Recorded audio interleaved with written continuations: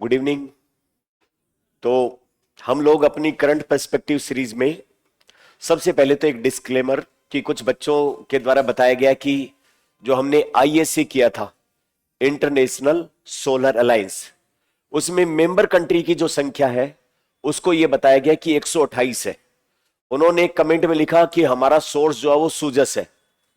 ठीक है, उनकी बात ठीक है कि 128 देशों ने इसको साइन किया है, लेकिन इसका फुल मेंबर कौन बनता है? जिसने साइन करने के साथ साथ उसका रेटिफिकेशन किया है, अनुमोदन किया है। अनुमोदन का मतलब क्या रह जाता है? उस देश के प्रतिनिधि ने साइन करने के साथ साथ उस देश की जो डिसीजन मेकिंग बॉडी है उसमें वोटिंग से उसके पक्ष में फैसला ले लिया गया है, तो वो अनुमोदन कहलाता है। तो ऐसे अंतरराष्ट्रीय समझौते जो होते हैं उसमें साइन करना पर्याप्त नहीं होता है, अनुमोदन। तो ये ऑनगोइंग प्रोसेस होती है जिसमें शुरुआत में देश साइन करते हैं, फिर अपने देश की पार्लियामेंट, कांग्रेस जो भी होती है उसमें उसका वोटिंग से अनुमोदन कराते हैं। तो वो देश जिन्होंने अनुमोदन कर दिया है उनकी संख्या है 112, और जो देशों ने साइन किया है अभी प्रोसेस में उनकी है 128।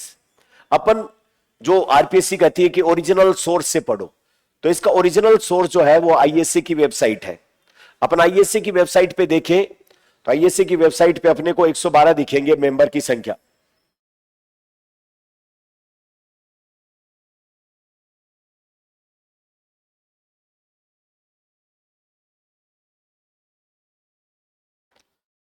तो अपन इसकी वेबसाइट खोलें, इंटरनेशनल सोलर अलायंस।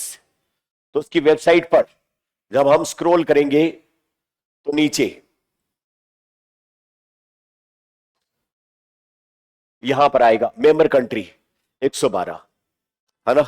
तो ये इसके full time member country which have signed and ratified the ISA framework agreement. तो साइन करने वाले हो सकते 128 जो सूजस में दिया है, लेकिन जो कंफर्म सदस्य बन गए हैं उनकी संख्या कितनी है? 112। इसलिए अपन ने अपने डाटा हमेशा ओरिजिनल सोर्स से होते हैं। सरकार की कोई वेबसाइट हो या फिर कोई भी कहीं की भी जो भी अपन न्यूज लेते हैं या जो भी अपन टॉपिक करते हैं उसके डाटा हमेशा अपन उसके ओरिजिनल सोर्स जो है उसी से लेते हैं, है ना। कई बार क्या होता है कि डाटा के अंदर हेरफेर होता है तो आपका हो सकता है एग्जाम में सवाल इधर उधर हो जाए। अपन जो ओरिजिनल सोर्स होगा उसको अपन कोट भी करते हैं बाकायदा, भाई पीआईबी पे दिया है या उस पे दिया है, उस पे दिया है, वहीं से अपने डाटा होते हैं हमेशा, है ना। अपनी तरफ से बिना कंफर्म किए कोई भी डाटा अपने लेक्चर में शामिल नहीं करते। अच्छा ठीक है, ये बात तो हुई पीछे की। आज की बात करें अपन, तो अपने देश में टेक्सटाइल और एपरल, टेक्सटाइल का मतलब होता है कपड़ा और एपरल का मतलब होता है परिधान। तो इसमें क्या अंतर हुआ? हम कोई भी फाइबर जो जूट का हो सकता है, कॉटन का हो सकता है, या आर्टिफिशियल जो रिफाइनरी में प्रोडक्ट बनते हैं उससे हो सकता है। फाइबर का मतलब होता है धागा। तो फाइबर जब लेते हैं तो फाइबर की स्पिनिंग करते हैं यानी कि बुनाई करते हैं तो बनता है कपड़ा, और कपड़े के लिए शब्द यूज किया जाता है टेक्सटाइल। और उसी कपड़े को डिजाइन करके और फिर सील देते हैं परिधान के रूप में, शर्ट बना दे, पैंट बना दे, उसका फ्रॉक बना दे, तो वो कहलाता है फिर अपैरल या परिधान। तो अपनी गवर्नमेंट ऑफ इंडिया ने अभी हाल ही में इंडिया के अंदर टेक्सटाइल यानी कि कपड़े और परिधान के बारे में एक बहुत महत्वपूर्ण रिपोर्ट पब्लिश की है, और उस रिपोर्ट को एज ए होल भी अपने काम की है, और उसमें कुछ इंपॉर्टेंट प्रीलिम्स के हिसाब से या मेंस के हिसाब से अपने आंसर राइटिंग में हो उसके डाटा कुछ काम के हैं। तो उस दृष्टिकोण से एक पूरा भी देखे अपन, और जो है वो उसके फ्रेगमेंट भी देखे, एमसीक्यू सोल्व करे और मेंस के हिसाब से क्वेश्चन भी लिखे। काम की चीज है, अपना सामना हो सकता है। अगर अपन इसको नहीं देखेंगे और ऐसा क्वेश्चन आता है तो बिल्कुल ब्लैंक हो जाएंगे, कोई आइडिया नहीं है अपने को इसके बारे में। तो इससे अच्छा अपन इसको कर लेते हैं। तो सबसे पहले अपन बात करें भारत का टेक्सटाइल में यानी कि कपड़ा उत्पादन में, खास करके सूती कॉटन टेक्सटाइल में बहुत पुराना इतिहास है। अपने शुरुआत में ही कपास उगा के और उससे फिर चरखे के द्वारा कताई करके उससे कपड़ा बनाने का बहुत पुराना इतिहास है। रंगाई छपाई दोनों उद्योग भी उसके साथ जुड़े हुए। तो ये तो पुरानी बात हुई। अब अपन थोड़ा सा आगे आए तो भारत के अंदर आधुनिक जो कपड़ा मिल है उनकी स्थापना की शुरुआत होती है कोलकाता, मुंबई, अहमदाबाद और जो है वो चेन्नई के एरिया में। अपने आजादी के पहले 1854 में भारत की पहली सक्सेसफुल मिल, कपड़ा बनाने की टेक्सटाइल मिल स्थापित होती है मुंबई में। उससे पहले एक असफल प्रयास कोलकाता में हो चुका होता है। तो अपनी मुंबई में 1854 में पहली टेक्सटाइल मिल खुलती है। फिर उसके बाद 1861, अगर मुझे ठीक से याद है तो, अहमदाबाद में खुलती है। ये दोनों मिलें कपास आधारित सूती कॉटन मिल थी, जबकि उसके आसपास के टाइम पे बंगाल एरिया में जूट ज्यादा होता है। जूट की मिल खुलती है, जूट से कपड़े बनते हैं, या फिर अपने बोरी कट्टे वगैरह बनते हैं, या इस तरीके का कोरस कपड़ा बनता है, उसकी मिल लगती है। हमें जो इंग्लैंड है उसका एक शहर है मैनचेस्टर, वो कपड़े के उत्पादन के लिए फेमस है। भारत का मैनचेस्टर अहमदाबाद को कहा जाता है, क्योंकि टेक्सटाइल मिल सबसे ज्यादा अहमदाबाद में आजादी से पहले का इतिहास है।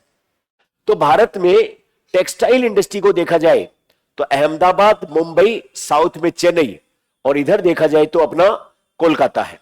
उसके बाद कालांतर में जो मिल बनी है उनमें कानपुर भी फेमस नाम है और पंजाब का लुधियाना भी फेमस नाम है। तो ये कई बार हिस्टोरिकली सवाल पूछे जाते हैं। फिर इंडिया का टेक्सटाइल का एक रिच इतिहास है कि कपड़े बुनने के बाद उस पर छपाई का काम भी अपने यहां पर है, चाहे वो चंदेरी प्रिंट हो, चाहे बगरू प्रिंट हो, चाहे सांगानेर प्रिंट हो, या फिर अलग अलग जगहों के प्रिंट उस पर भी फेमस है। फिर कपड़े का जो ऑर्गेनिक फॉर्म है, यानी कि जो नेचुरल फाइबर से कपड़े बनते हैं, उसको लेकर भी अपना अच्छा खासा इतिहास है। और फिर चूंकि पेट्रोलियम की खोज हो गई, और पेट्रोलियम की खोज के बाद रिफाइनरी में जो क्रूड ऑयल होता है उससे नायलॉन, रेयॉन, ऐसे आर्टिफिशियल या कृत्रिम फाइबर भी बनने लग गए, पॉलिस्टर टाइप के इस तरीके के हजारों। तो उससे फिर आर्टिफिशियल फाइबर से भी कपड़े बनाने लग गए अपन। इसी प्रकार ऊन से और सिल्क से कपड़े बनाने का भी इतिहास अपना है। सिल्क की साड़ियां बनारस की खूब फेमस है।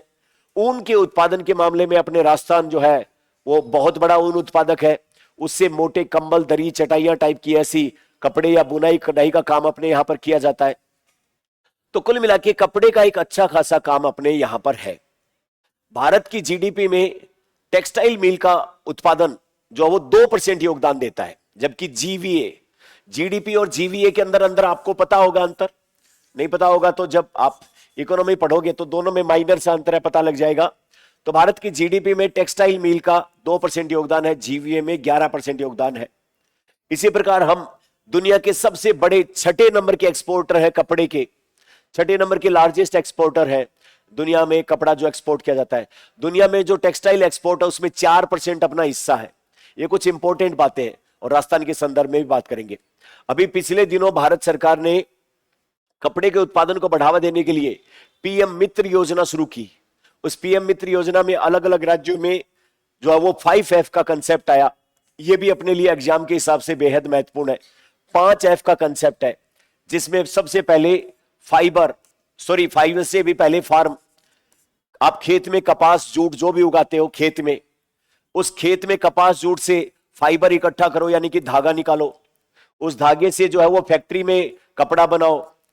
उस फैक्ट्री से उसको फैशन, यानी कि उसके अलग अलग डिजाइन के, लंबी कॉलर के, ऊंची कॉलर के, जैसे भी वैश्विक स्तर पर आजकल प्रचलित परिधान है वैसा कोई फैशन डिजाइनिंग करो उनका, और फिर फॉरेन में, विदेश में उसको एक्सपर्ट कर दो। तो क्या क्या, farm to fiber, fiber to factory, factory to fashion, और फैशन टू फॉरेन। 5F का सिद्धांत है कपड़ा के मामले में। पीएम मित्र योजना भारत में शुरू की गई। अब इस दौरान ये जो अपनी कपड़ा मिल है, टेक्सटाइल और अपीयरल मिल है, उसके अंदर बहुत सारे चैलेंजेस भी है। और वो चैलेंजेस है कि अपना जो कपड़ा इंडस्ट्री है वो उसको सस्टेनेबल बनाना है, यानी कि कपड़ा इंडस्ट्री के थ्रू बहुत सारा प्रदूषण फैलता है, पानी प्रदूषित होता है। इस दौरान बहुत सारा वेस्ट, कूड़ा कचरा पैदा होता है, उसकी रिसाइकिल की समस्या है। उसके कपड़े की रंगाई छपाई में बहुत सारे हानिकारक केमिकल यूज किए जाते हैं, उनका प्रॉपर निस्तारण की समस्या है, जिनमें से बहुत सारे केमिकल कार्सिनोजेनिक प्रकृति के होते हैं। तो उन केमिकल का यूज कंट्रोल किया जाए और ऑर्गेनिक जो टेक्सटाइल है, जो प्राकृतिक रेशे से बने हुए कपड़े हैं, उनको बढ़ावा दिया जाए। तो इसका मतलब इस आर्टिकल में अपन कपड़ा उद्योग की थोड़ी सी हिस्ट्री जानी, उसके दौरान अब जो अपना कपड़ा उद्योग है उसमें सस्टेनेबल बनाने के लिए क्या सुधार की गुंजाइश है, और उसके अंदर जो है वो कपड़े के अंदर सुधार करेंगे तो अपने को किस प्रकार का बेनिफिट होगा, और प्लस लास्ट में 2024-25 की राजस्थान की टेक्सटाइल पॉलिसी, उसका भी जिक्र अपन करना नहीं भूलेंगे, क्योंकि राजस्थान के डाटा भी अपने को नहीं पता होंगे तो फिर अपना आरएस के अंदर हिसाब किताब बैठेगा नहीं। तो राजस्थान वाली भी लास्ट में शामिल करेंगे और फिर इसके कुछ क्वेश्चन सोल्व करेंगे। अब देखो पीआईबी के ऊपर ये ऐसा दिया हुआ है एक, जिसको बोलते हैं पाई चार्ट। क्या बोलते हैं? पाई चार्ट कहते हैं। पाई चार्ट ऐसा गोल सा सर्किल होता है और उसके अंदर अलग अलग परसेंटेज वाइज कुछ चीजों को इंटरेक्टिव आकर्षक तरीके से दिखाया जाता है। जैसे इस पाई चार्ट में दिखाया कि भारत के अंदर कॉटन कपास खेत में उगाया जाता है, जूट उगाया जाता है बंगाल साइड में ज्यादा, सिल्क उगाया जाता है अपने साउथ इंडिया में, जो सिल्क के कीड़ों का पालन किया जाता है, वूल भेड़ वगैरह जो है उससे ऊन उत्पादन किया जाता है। फिर अपने जो है वो इन सब का कॉटन का, जूट का, सिल्क का और वूल का कपड़े की बुनाई के लिए हैंडलूम लगे हुए, और उन्हीं से फिर विभिन्न प्रकार के दरी गलीचे या फिर विभिन्न प्रकार के जो सजावटी सामान है, कपड़े या फिर जो वो पर्दे, तकियों के कवर, रजाई के कवर, विभिन्न प्रकार की चीजें, बेडशीट वगैरह बनाई जाती है। फिर उसके बाद में, अब ये तो पुरानी बातें हैं हैंडीक्राफ्ट हैंडलूम तक। अब अपने देश में टेक्सटाइल जो है वो टेक्निकल टेक्सटाइल बच्चों को ट्रेंड किया जाता है ताकि वो नए टाइप के फाइबर बना पाए, कुछ एक्सपेरिमेंट कर पाए, विश्व स्तर पर कॉम्पीट कर पाए, और फिर उसके बाद नए नए तरीके के कपड़े डिजाइन कर पाए, विभिन्न प्रकार की नई फैशन लेकर आए। एक बाजू कटा हुआ, दूसरा बाजू पूरा, या फिर कुछ न कुछ ऐसा कॉलर वॉलर में कोई प्रयोग करें जिससे कि वो अजीब दिखे। और फैशन का दूसरा नाम क्या होता है? अजीब दिखना। You know I want to look different, अलग दिखना चाहते हैं। अलग दिखने के लिए कोई न कोई कपड़ों के अंदर ही प्रयोग। भाई सींग तो ट्रांसप्लांट करवाए नहीं जा सकते, वो तो महंगे पड़ेंगे, अलग तो उससे दिखे परमानेंट हो जाए इलाज। लेकिन बालों पर, कपड़ों पर, जूतों पर, कभी तो बेगी पैंट और कभी बिल्कुल टाइट पैंट, कभी लूज, और मतलब घूमते रहते हैं। मैं ज्यादा इस बारे में जानता नहीं हूं।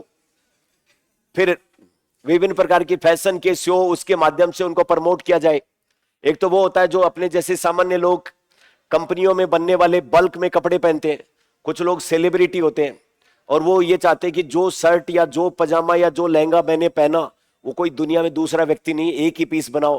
तो उसके लिए फैशन वॉक वगैरह जो होते हैं, तो उस तरीके की चीजों का आयोजन, और उसमें देश विदेश से वो आते हैं मॉडल वॉडल, और वो उन परिधानों का प्रदर्शन करते हैं। इसी प्रकार रिसर्च एंड डेवलपमेंट, हैंडलूम, ये सारे इसमें दिए हैं। तो कुल मिला के टेक्सटाइल इंडस्ट्री से जुड़े हुए ये सारे डायमेंशन इसमें आते हैं। इन्हीं के चारों तरफ ये आर्टिकल दिया गया है। तो उसमें सबसे पहले तो डाटा सबसे पुराने उद्योगों में से एक है, हिस्टोरिकल लेगेसी है अपनी इनमें से, आजादी से पहले की भी और उससे भी पहले की, प्राचीन काल में कॉटन वोटन सबके अवशेष अपने को मिलते हैं। तो वस्त्र और परिधान, यानी कि एक तो टेक्सटाइल और एक अप्रैल, अपनी मैन्युफैक्चरिंग का प्रमुख आधार है। जीडीपी के 2025 के हिसाब से देखो तो जीडीपी का कितना, 2%, जीवीए का 11% इसमें योगदान है। छठा सबसे बड़ा एक्सपोर्टर है और विश्व में इसका हिस्सेदारी कितनी है, 4% है। रोजगार देने में बहुत बड़ा सेक्टर है, 4.5 करोड़ लोग, जिसमें मेनली ग्रामीण क्षेत्र के लोग और महिलाएं शामिल है, यानी कि 45 मिलियन लोगों को रोजगार देने वाला एक बड़ा फील्ड है। एमएसएमई का बड़ा स्टेक है कपड़ा बनाने में, उस सब में छोटी फैक्ट्री इंडस्ट्री वाले खूब सारे लोग इसमें रोजगार पाते हैं। लेकिन अब जो है वो टाइम है, वैश्विक स्तर पर अगर अपने को गारमेंट एक्सपोर्ट बढ़ाना है तो अपना कपड़े की क्वालिटी विश्व स्तरीय होनी चाहिए, ऑर्गेनिक होनी चाहिए, वो हानिकारक चीजों से मुक्त होनी चाहिए, ऐसे केमिकल यूज नहीं करें, और साथ में उसको रिसाइकिल अपन टाइम पे कर पाए। अब रिसाइकलिंग कपड़ा उद्योग में कैसे? कपड़ा उद्योग कोई प्लास्टिक थोड़ी है भाई। कपड़ा उद्योग में जो अपन शुरुआत में जो अपने पास जूट है या कॉटन है या ऊन है या सिल्क है, सबसे पहले तो धागा बनाने के दौरान वेस्ट मटेरियल निकलता है, उसकी 100% रिसाइकलिंग संभव है, यानी कि कुछ भी वेस्ट पैदा नहीं होता है धागा बनाने के दौरान, सब काम में आ जाता है। फिर उस धागे से टेक्सटाइल बनाने के दौरान जो भी वेस्ट पैदा होता है उसको भी काम में ले लेते हैं। फिर उसको टेक्सटाइल से कपड़ा परिधान बनाते हैं, अप्रैल बनाते हैं, तो उस दौरान उसकी कतरन जो है वो निकलती है, उसका 95% तक रिसाइकलिंग होता है। समस्या आती है आफ्टर यूज, उपयोग के बाद में जो रिसाइकलिंग का काम है वो 50% के आसपास है। बाकी कपड़े ऐसे ही लैंडफिल में जाते हैं, इकट्ठे पड़े रहते हैं, काम नहीं आते हैं। तो भारत में जो टेक्सटाइल इंडस्ट्री है उसका लगभग जो वो 75% के आसपास तो रिसाइकलिंग है। जरूरत है उसको 100% ले जाने की, क्योंकि नेचुरल फाइबर तो डिग्रेड हो जाएंगे, लेकिन ये पॉलिस्टर है या और चीज है, ये प्रदूषण फैलाने का काम करते हैं। तो अपने यहां पर रिसाइकलिंग और सस्टेनेबल बनाने के लिए भारत सरकार कुछ प्रयास करे, तो उसके लिए सर्कुलर इकोनॉमी और रिसाइकलिंग के लिए वैश्विक स्तर पर अपने को भी प्रतिस्पर्धा में बढ़ावा देना है, और अपनी टेक्सटाइल इंडस्ट्री है वो क्या हो पाए, पर्यावरण हितैषी हो पाए। तो उसके लिए सरकार ने कुछ किया है क्या? बिल्कुल किया है। जैसे सर्कुलर इकोनॉमी में रिड्यूस, रीयूज, रिसाइकिल वाला काम होता है, तो उसमें अगर देखोगे तो इस दौरान जो वेस्ट मटेरियल निकलता है, पोल्यूशन होता है, जहरीले रसायन, एनर्जी है, उन सब का यूज कम किया जाए और सस्टेनेबल प्रोडक्शन को बढ़ावा दिया जाए। भारत के अंदर कपड़ा जो वेस्ट हो जाता है कूड़ा कचरे के रूप में, उसकी मात्रा है 7.8 मिलियन टन, जिसका अपशिष्ट प्रबंधन किया जाता है, बाकी बच गया वो अलग है। 70% से अधिक जो वो टोटल, मैंने 75 बोल दिया, सॉरी, 70% के आसपास प्री प्रोडक्शन यानी कि धागा बनाने से लेकर और उपयोग के बाद तक वाला सारा रिसाइकलिंग किया जाता है। जिसमें अगर देखोगे प्री कंज्यूमर यानी कि जो अपन कपड़े को काट के और उसकी जो कुछ भी बनाते हैं उस टाइम पर जो कतरन निकलती है उसका 95% तक यूज किया जाता है, और कताई के दौरान जो है वो 100% उनका यूज दोबारा धागा बनाने में किया जाता है, कोई भी वेस्ट मटेरियल नहीं निकलता है। तकलीफ कहां है? उपयोग के बाद 55% लैंडफिल जो है उसमें जाने से बचाया जाता है, अभी भी 45% के आसपास जाता है। ये कपड़े की रिसाइकलिंग में लगभग 40 से 45 लोगों को रोजगार है। गांव देहात में देखते होंगे कुछ लोग बर्तन लेके घूमते रहते हैं कि पुरानी साड़ी दे दो और ये दे दो वो दे दो, अपने यहाँ पर बहुत सारी चीजों के वो निकलते रहते हैं ऐसे अजीब से। पिछले दिनों एमपी से एक और ही चौंकाने वाली खबरें आई कि ये जो दुकानों के ऊपर ये जो सेल वेल में आपको गर्मियों में ओढ़ने वाली कंबल, लोई वगैरह मिलती है या कपड़े साड़ियां मिलती हैं, ये वो है जो शमशान में मरे हुए लोगों को उड़ाते हैं, वहां से लोग उतार के ले आते हैं और इनको फिर बेच देते हैं, रिसाइकलिंग जिसको कहते हैं। बट यहाँ पर एक कल्चरल बैरियर है, यहाँ पर एक सांस्कृतिक जो है वो अवरोध है, इस बात से कनेक्ट नहीं कर पाए कोई भी मतलब यू नेवर नो के कोई ज्यादा ही ड्रपआउट टाइप का, ये साड़ी मैंने पहन ली कहीं मेरे अंदर भूत भूतनी नहीं आ जाए, या मैंने कोई कंबल वगैरह ओढ़ लिया और कर लिया। तो ये एक बहुत बड़ा बाकायदा पिछले दिनों एक रैकेट का भंडाफोड़ हुआ था। बट हाँ, उसको रिसाइकिल करना आवश्यक है। कपड़े तो नए ही है, वो जो मृत व्यक्ति के ऊपर पहनाए उठाए जाते हैं वो कपड़े तो नए ही होते हैं, लेकिन उनको पहनने के लिए कोई तैयार नहीं हो सकता, कोई भी नहीं हो सकता। वो सांस्कृतिक रूप से भी खराब बात है और वैसे भी एक व्यक्ति की गरिमा के खिलाफ भी खराब बात है। तो ये जो है वो उसका जो है वो 40 से 45 लाख लोग अपने मूल बात पे आते हैं, जो बर्तनों के बदले साड़ियां लेते हैं, पुरानी और लेते हैं, सेकंड हैंड कपड़ों का मार्केट भी, या फिर अपन जाते हैं सर्दियों के टाइम पर नेकी की दीवार लिखा हुआ है और वहां पर अपने पुराने कपड़े रख के आ जाओ, वो कहते हैं कि हम गरीबों को बांट देंगे और वो उसको किलो के भाव में बेच देते हैं, और फिर वही सेल के भाव में दोबारा मार्केट में आ जाते हैं कि भाई 5,000 रुपए की है वैसे कैल्विन क्लीन की जींस, लेकिन 200 रुपए में मिल जाएगी सैबल के अंदर, पुरानी फैक्ट्री बंद हो गई थी और एकदम बहुत ही महंगा माल है और बहुत ही नॉमिनल प्राइस के अंदर। तो बहुत सारे लोग होते हैं जिनकी बाइंग कैपेसिटी अच्छी होती है और वो कपड़े एक आध बार पहनते हैं और वो इस तरीके से ऐसे लोग खरीद के और फिर दोबारा रीसेल के अंदर उसको, अच्छी बात है, कंसेप्ट तो ठीक है, रिसाइकिल के अंदर हो रहा है, लेकिन सभी को नहीं जम रहा है, उसका अलग हो सकता है हिसाब किताब कुछ भी। ऐसा जो वो वस्त्रों को, पुराने वस्त्रों को रिसाइकिल करने के बहुत सारे मॉडल हैं, नवी मुंबई का, पानीपत का, मंगोलपुरी का, इनमें इनकी रिसाइकिलिंग करने के अलग अलग तरीके हैं। अब यहां पर भारत में सतत विकास के लिए विभिन्न चरण, तो सबसे पहले फाइबर बनाने से लेकर उसके अंदर उसकी प्रोसेसिंग के लिए केमिकल और उसके लिए और जो चीजें हैं उनको लेकर के अपन धीरे धीरे ऑर्गेनिक और नेचुरल फाइबर को बढ़ावा दे रहे हैं। जो पॉलिस्टर, रेयन, नायलॉन टाइप के जो फाइबर है उनका उपयोग धीरे धीरे कम कर रहे हैं। भारत सरकार ने ऑर्गेनिक फाइबर को बढ़ावा देने के लिए NPOP, national programme on organic, जो वो प्रोडक्शन ये स्टार्ट किया है, जो ऑर्गेनिक कॉटन के प्रोडक्शन को बढ़ावा देता है। अपने इंडिया की एक फेमस और स्टैंडर्ड कॉटन है जिसका नाम कस्तूरी कॉटन है, जो यूरोपियन मार्केट और बहुत सारे देशों में मानी जाती है, प्रीमियम क्वालिटी की कॉटन है, उसको बढ़ावा देने के लिए एनपीओपी, जो यूरोपियन यूनियन और स्विट्जरलैंड के द्वारा भी जिसको अप्रूवल मिला है कि हाँ इस कॉटन को हम खरीदेंगे। फिर उसके बाद में अपने जूट का आईसीआर, इंटेंसिव कल्टीवेशन या improved cultivation and rating exercise, यानी कि जूट जब उगाई जाती है तो उगाने के तरीकों में सुधार, और जूट उगने के बाद में उसके प्लांट से फाइबर अलग हो उसके लिए उसको पानी में डाल के रखा जाता है, और पानी में डालते हैं तो उसके बाहर वाले जो फाइबर है वो अलग हो जाते हैं। इस प्रक्रिया को रेटिंग प्रक्रिया कहते हैं, रेटिंग प्रोसेस कहते हैं। तो जूट आईसीआर प्रोग्राम शुरू किया जिसके थ्रू एडवांस क्वालिटी का जूट बनाया जाए और उसको फिर अच्छी क्वालिटी के कोरस कपड़े टाइप के दूसरी चीजों के साथ मिक्स करके बनाए जाए। सामान्यतः जूट का यूज किया जाता है, जूट के कट्टे, बोरी या पैकिंग मटेरियल सामग्री बनाने के लिए, बट इसका यूज टेक्सटाइल में भी किया जा सकता है। इसी प्रकार ये जो जूट का कार्यक्रम जो सिर्फ बंगाल वगैरह में था, उसको बढ़ा के 7 राज्यों के 130 ब्लॉक से 10 राज्यों के 289 ब्लॉकों में किया गया है। फिर उसके बाद में जो वो कॉटन के फाइबर को और ज्यादा इंप्रूव करने के लिए mini mission third new age fibre mission शुरू किया गया है, जिसमें विभिन्न प्रकार के प्राकृतिक रेशों को बढ़ावा दिया जाता है। फिर वस्त्र आपूर्ति श्रृंखला में जो है वो भारत का जो कपड़ा उद्योग है वो ज्यादा सस्टेनेबल हो, उसके लिए 8 इंडस्ट्रियल क्लस्टर जो अलग अलग औद्योगिक क्षेत्र है, उनके 400 कारखाने और 4 फैशन हाउस जो विभिन्न प्रकार के कपड़ों का यूज करके और बेचते हैं, उन सबको शामिल किया गया ताकि सस्टेनेबल तरीके से कपड़े बनाए जाएं और बेचे जाएं। इसका उद्देश्य, इनका लक्ष्य है कि 1,47,000 टन के बराबर CO2 कम करना और साथ में 10,530 टन खतरनाक रसायनों का उपयोग कम करना।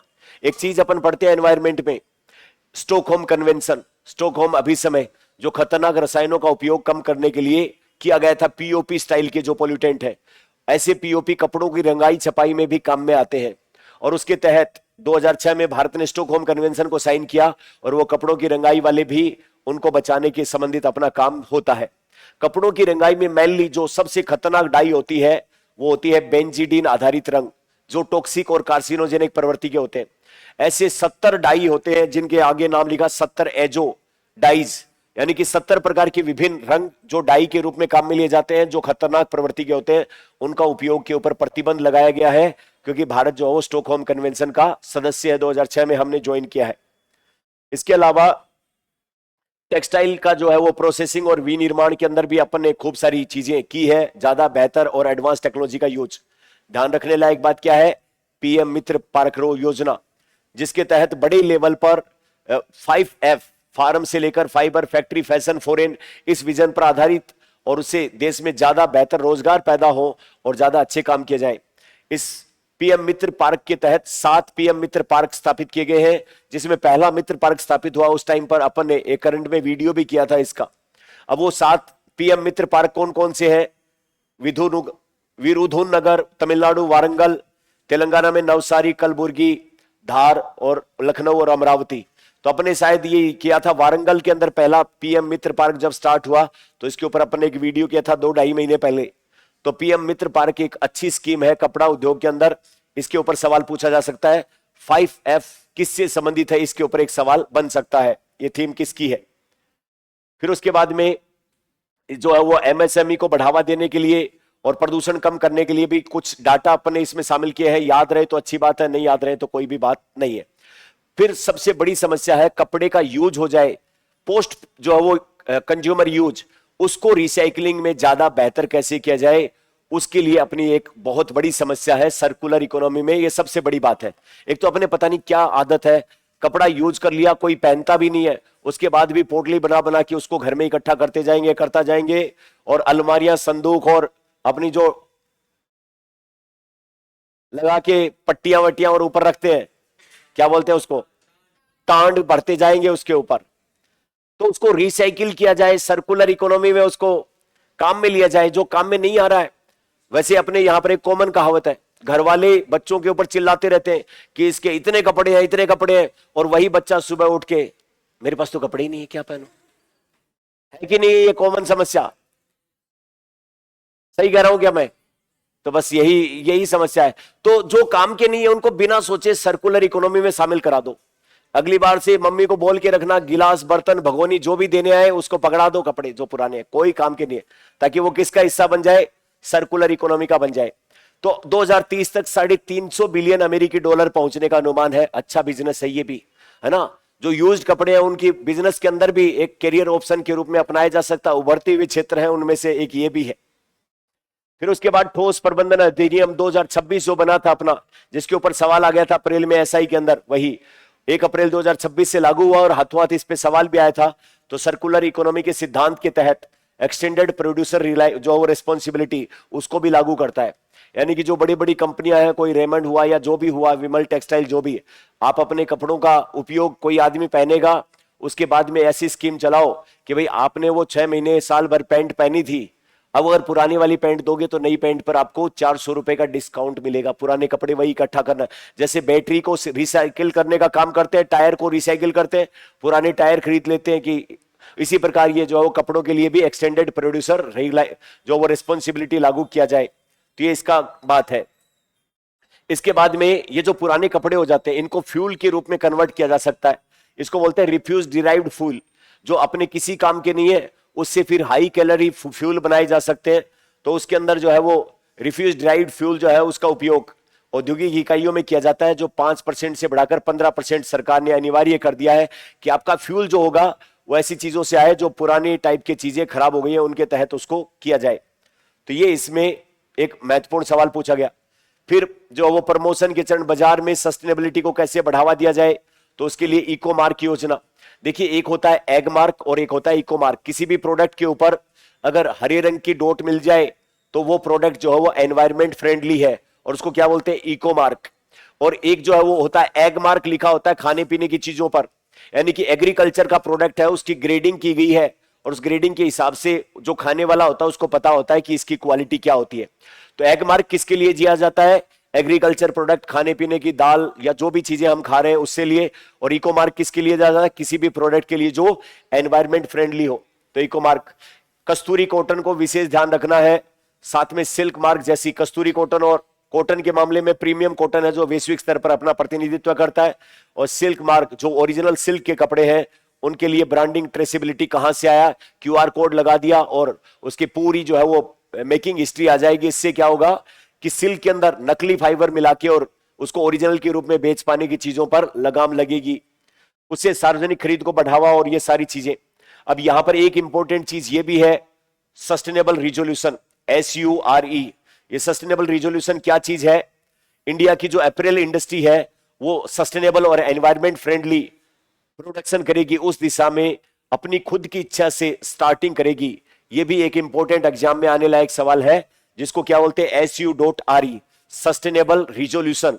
भारत में कोई भी जैसे कपड़ा बनाने वाली कोई फैक्ट्री है, जैसे कि लुई फिलिप्स है, या फिर मान लो कि कोई और भी कोई कंपनी होगी जो अपने को नाम नहीं पता है, मान लो कि लिनेन हाउस है, लिनेन क्लब है, या जो भी है, वो उसका अगर SURE यानी कि सस्टेनेबल रिजोल्यूशन लिया है तो अपनी पूरी कपड़ा निर्माण से लेकर अपैरल बनाने तक वो उसमें कोई भी कूड़ा कचरा, एनवायरमेंट फ्रेंडली सारी चीजें अपनाएगी और कूड़ा कचरा को रिसाइकिल करने वाले सारे काम करेगी। तो एक इंपॉर्टेंट पहल है SURE। उसके बाद में जो वो सर्किल बैक कैंपेन, छात्र और समाज में टेक्सटाइल रिसाइकलिंग करने के प्रति जागरूकता बढ़ाने का अभियान। तो मैं अभी थोड़ी देर पहले जो आपको बता रहा था वो इसी अभियान के तहत आपको जागरूक करने का काम कर रहा था कि अगली बार जो कपड़े काम में नहीं आ रहे उनको घर में रख के बैठने का कोई मतलब नहीं है, उनको क्या करना है, रिसाइकिल करवाने में मदद करनी है। उसके बाद में भारत टैक्स, यहां पर टैक्स का मतलब है टेक्सटाइल। भारत सरकार के द्वारा विभिन्न राज्यों के सहयोग से एक अंतरराष्ट्रीय स्तर का वस्त्रों के एग्जीबिशन से संबंधित कोई प्रदर्शनी टाइप लगाया जाता है जिसका नाम क्या है, भारत टैक्स।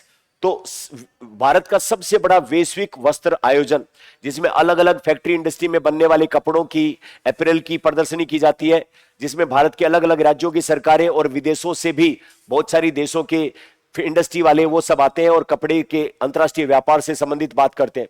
तो एक अच्छा सवाल भारत टैक्स को लेकर भी बनता है।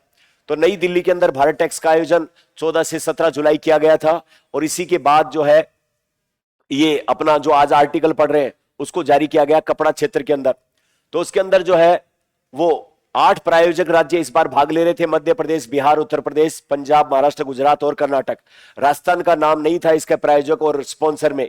9 प्रदर्शन एग्जीबिशन में अपन ने जरूर अपने यहां पर जो कपड़े बनते हैं हैंडमेड या जो भी रंगाई छपाई वाले हैं उसके अंदर राजस्थान का नाम है। तो अपन एग्जीबिटर में आते हैं 9 प्रदर्शक राज्यों में, अपन स्पॉन्सर में नहीं है। अपने यहां पर तुलनात्मक रूप से उतनी बेहतर कपड़ा मिल नहीं है, अपने भीलवाड़ा और आसपास के क्षेत्रों में ही है। अच्छा, इसमें विदेशों से आए हैं 14 देशों के प्रदर्शकों की भागीदारी, अलग अलग देशों के जो कपड़ा बनाने वाले हैं ये। तो एक सवाल, भारत टैक्स ये जो प्रदर्शनी आयोजन किया गया ये कहां पर किया गया, इसमें कितने राज्य स्पॉन्सर, कितने राज्य एग्जीबिटर और कितने विदेशी देशों ने भाग लिया, ये एक सवाल अलग से बनता है। तो निष्कर्ष क्या है, भारत प्राचीन काल से ही अच्छा कपड़े वगैरह बनाने में एडवांस रहा है।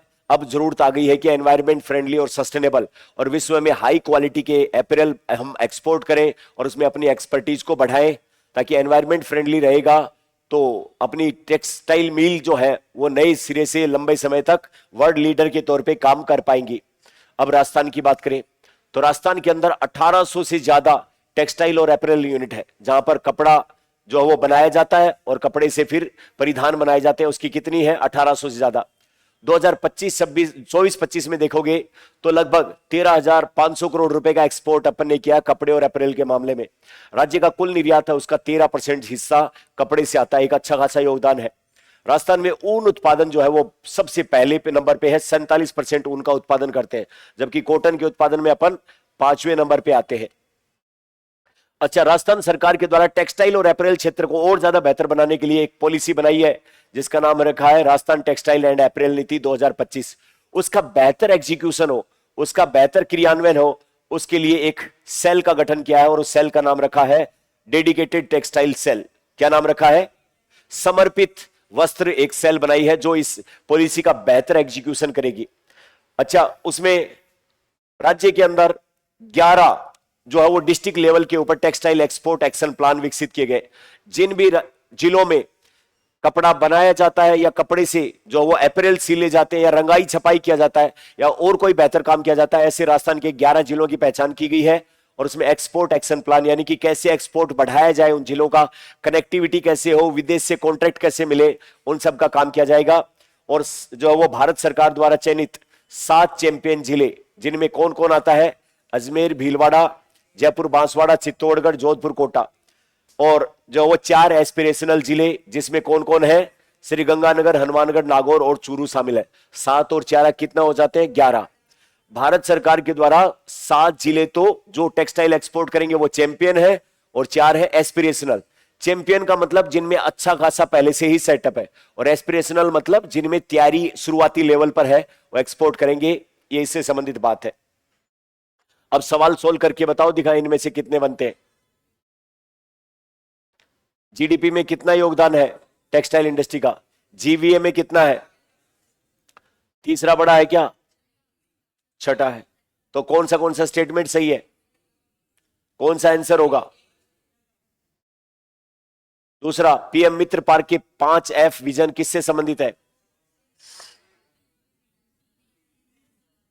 सही है। SURE सस्टेनेबल रिजोल्यूशन किससे संबंधित है? स्वैच्छिक सतत विकास की पहले इंडस्ट्री वाले सभी। District textile export action plan के संबंध में बात बताओ। 11 जिलों के लिए तैयार है क्या? 7 चैंपियन और 4 एस्पिरेशनल है। सभी जिले भारत सरकार द्वारा चैंपियन जिले घोषित किए गए। 7 ही घोषित किए गए, 4 तो एस्पिरेशनल है। अगला बताओ फिर। डेडिकेटेड टेक्सटाइल सेल बनाई गई है राजस्थान में, उसका मुख्य उद्देश्य क्या है? टेक्सटाइल अपैरल नीति 2025 का प्रभावी क्रियान्वयन करना। मेंस के लायक सवाल बनते हैं। सर्कुलर इकोनॉमी की अवधारणा को स्पष्ट करते हुए विकास और पर्यावरण में किस प्रकार सहायक? वस्त्र उद्योग में सर्कुलर इकोनॉमी के सारे डायमेंशन, जिसमें नेचुरल फाइबर यूज करने से लेकर हानिकारक रंगों या डाई का उपयोग बंद करने से लेकर रिसाइकलिंग करने से लेकर सारी डायमेंशन अपने को करने हैं। उसके बाद में भारत का वस्त्र उद्योग आर्थिक विकास, रोजगार सृजन, निर्यात वृद्धि के प्रमुख आधार, साथ में हरित औद्योगिक परिवर्तन का माध्यम। इस कथन के आलोक में भारत के उद्योग का सतत विकास और सर्कुलर इकोनॉमी बढ़ावा देने के लिए प्रमुख पहलों का समालोचनात्मक, कमियां और अच्छाइयां दोनों के बारे में बात कहनी है। एक अच्छा सवाल ये भी बनता है, दोनों मेंस के लायक सवाल है। तो जो अपनी बीच में 2 दिन क्लासें नहीं आई वो उसके लिए सॉरी, अपन डिसकंटिन्यू किया, कोशिश करते हैं अपन लगातार करें। विभिन्न कारणों से कई बार ऐसा हो जाता है, अपन कोशिश करेंगे कि ये क्लास कभी भी ब्रेक ना हो। अच्छा, जो बच्चे इसको नया देखना शुरू किए हैं उन बच्चों को ये जो अपनी पीडीएफ होती है, ये स्प्रिंग बोर्ड का जो अपना ऑफिशियल टेलीग्राम चैनल है उस पे एज इट इज ये पीडीएफ मिल जाती है। वहां से जाके आप इसको डाउनलोड करके अपने पास रख सकते हो। जो बच्चे अपने स्प्रिंग बोर्ड में पढ़ते हैं अभी फाउंडेशन कोर्स या किसी भी बैच में, उनको ये सारी पीडीएफ कंपाइल करके करंट पर्सपेक्टिव नाम की बुकलेट से मिल जाती है। जो बच्चे बाहर रहते हैं वो सारी पीडीएफ एक साथ कंपाइल करके उनका प्रिंट आउट लेके पढ़ सकते हैं। है ना। मार्केट में ये बुकलेट नहीं मिलती है, कई बार बच्चों के कुछ कमेंट बताए कि कहां पर मिलती है, क्या मिलती है। तो अपन महीने 2 महीने से जब भी ठीक ठाक मटेरियल हो जाता है, इन सारी पीडीएफ को कंपाइल करके ग्रुपिंग करके टॉपिक वाइज ग्रुप कर लेते हैं। जैसे साइंस एंड टेक्नोलॉजी में बात करें तो डिफेंस टेक्नोलॉजी के एक साथ कर लिए, आईटी के एक साथ कर लिए, स्पेस के एक साथ कर लिए, बायोटेक्नोलॉजी के एक साथ कर लिए। तो ऐसे टॉपिक वाइज इकट्ठे करके सारी पीडीएफ और एक बुकलेट छपवाते हैं जिसका नाम क्या है, करंट पर्सपेक्टिव। वो अपने यहां पर मिल जाती है, अपने ही सिर्फ इन हाउस बच्चों के लिए है। जो बच्चे स्प्रिंग बोर्ड के नहीं है या बाहर से देखते हैं, वो बच्चे इन पीडीएफ को अपना प्रिंट आउट निकाल के पढ़ सकते हैं आराम से, या फिर सॉफ्ट कॉपी रख ले, काम काम की बातें नोट डाउन कर ले, सारा भी आपको प्रिंट आउट निकालने की आवश्यकता नहीं है। जैसे आपको जचे आप वैसा कर सकते हैं, क्योंकि ये तैयारी आपकी है, ये फैसला आपका है और ये जीवन भी आप ही का है। मिलेंगे कल। Thank you very much.